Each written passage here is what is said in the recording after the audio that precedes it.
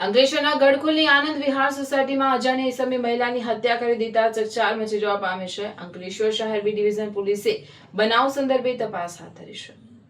ફરિયાદી કિરણ રામસિંહ વસાવાને 39 વર્ષીય બહેન રમીલાબાઈ અંકલેશ્વરના ગડખોલ વિસ્તારમાં આવેલી આનંદ વિહાર સોસાયટીમાં રહેતી હતી. તારીખ 10 ઓગસ્ટ 2026ના રોજ કોઈ અજાણ્યા શખ્સે સાધન વડે મહિલાના શરીરના વિવિધ ભાગોમાં ઈજાઓ પહોંચાડી તેની હત્યા કરી ફરાર થઈ ગયો હતો. બનાવ અંગે જાણ થતાં અંકલેશ્વર શહેર બી ડિવિઝન પોલીસે સ્થળ પર પહોંચી તપાસ શરૂ કરી હતી. પોલીસે બનાવના સ્થળેથી પુરાવા એકત્ર કરવાની કાર્યવાહી હાથ ધરી છે. હાલ હત્યા પાછળનું કારણ અને આરોપીની ઓળખ અંગે પોલીસ દ્વારા વધુ તપાસ હાથ ધરવામાં આવી રહી છે.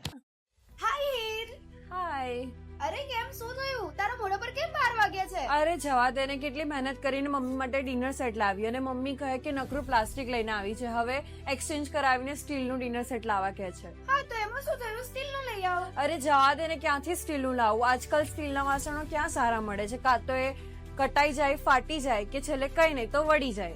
હવે સ્ટીલના વાસણો નહીં ફાટે, વળે કે નહીં કટાય. ભરૂચમાં સ્ટીલની કોઈ પણ વસ્તુ ખરીદવી હોય તો ભરૂચનું માત્ર એક જ સ્થળ, વર્ષોથી વિશ્વાસપાત્ર નર્મદા ઇન્ડસ્ટ્રીઝ. વાવ, આ તો બહુ હેવી અને સારી ક્વોલિટીનું સ્ટીલ લાગે છે. પણ આ બધી વસ્તુઓ પર ડિસ્કાઉન્ટ મળશે ખરું?